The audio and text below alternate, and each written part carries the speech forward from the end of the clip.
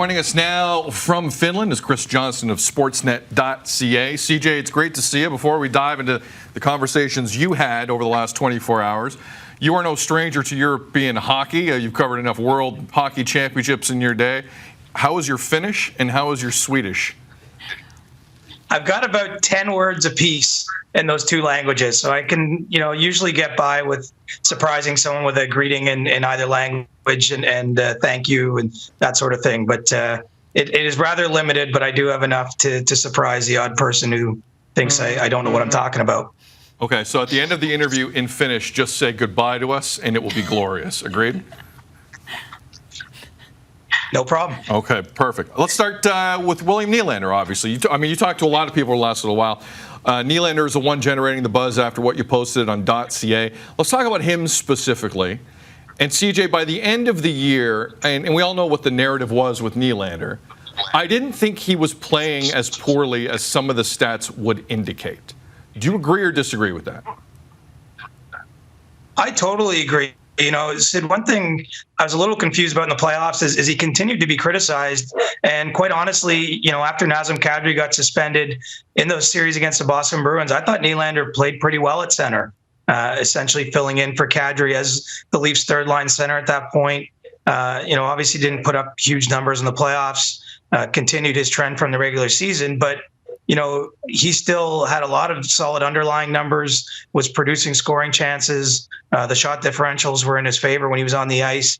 And, I think he did get his game to a much better place by the end of the year than what we saw. And in fact, if you followed him when he went to the World Hockey Championships after the Leafs were beaten out, he ended up leading that tournament in scoring. And so, I think that partially the reason I found him so optimistic today is he's in summer mode. He's had a chance to recharge and reset, but he also saw some of those same positive trends in his game, as he got towards the end of the season.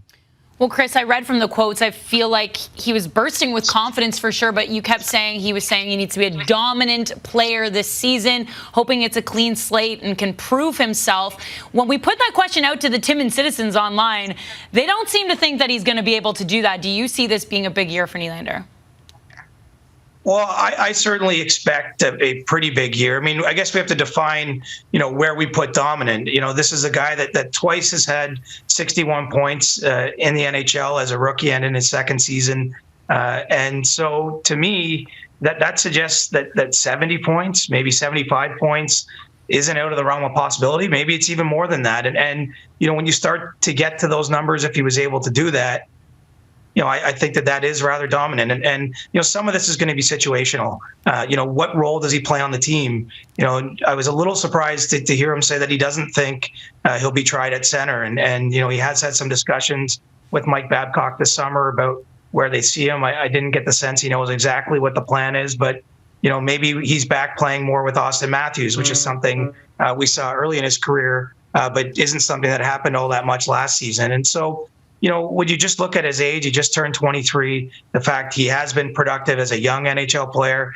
And I don't think we can discount the fact that, having a more normal summer this year, not dealing with contract questions and uncertainty, and then having what we would expect to be a normal training camp start to the season, that he's going to be much better than he was a year ago. And I don't see any reason why he shouldn't be a top player in the league and certainly one of the Leafs' go-to guys. Do you see him starting the year potentially with Matthews, or is it still so August 15th-ish that's kind of a ridiculous question? Well, I don't think it's ridiculous. I mean, look, the Leafs have gotten rid of some notable players this summer. Patrick Marleau's gone, Nazem Kadri's gone, both by trades. Those guys were in the Leafs' top 9 forwards last year. In Marleau's case, he spent a lot of time in the top 6 and on the wing. So, I think that there is some open questions about how they're going to assemble this cast of guys. And obviously, sort of lingering in the background of all this is, where does, Mitch Marner fit in? Will he be signed in time to come to training camp, signed in time to start the season? If not, how do they balance those players? This is stuff certainly the coaching staff has probably already got at least a plan on a napkin for. And, given the way that I think Matthews and Nylander work together and the way they've produced so well together, it makes a lot of sense. But for one reason or another, it never really happened much last season. And, I think that's why it is a fairly pertinent question, and it's something certainly those first few days of training camp when the Leafs get on the ice in Newfoundland, we're going to be watching, where Nylander fits in. In your article, Chris, you also talked to Nylander about his conversations with Marner and how he's dealing with this sort of waiting game that everyone is dealing with. I have to ask, do you put all the blame on Marner, considering we have an RFA list as long as my arm of guys who still haven't signed? Well, I think certainly the other RFAs and their agents are content to wait to see what Mitch Marner gets. I mean, there's going to be more pressure, no doubt, once you get into September and we're getting closer to training camps. That's not a firm deadline for these guys, but I think more or less most players understand that they want to be in training camp if they can. And so, we might see other players end up signing before Mitch Marner. I think it's sort of a little premature to say, or we're just guessing in terms of where things go. But, by all accounts, it sounds like Mitch Marner is going to sign a very lucrative contract with the Leafs. Perhaps, a contract really that doesn't have any market equivalent. At a number, we haven't seen someone with his points sign as a winger on their second deal. And if that happens, that's going to impact guys like Patrick Laine or Matthew Tkachuk.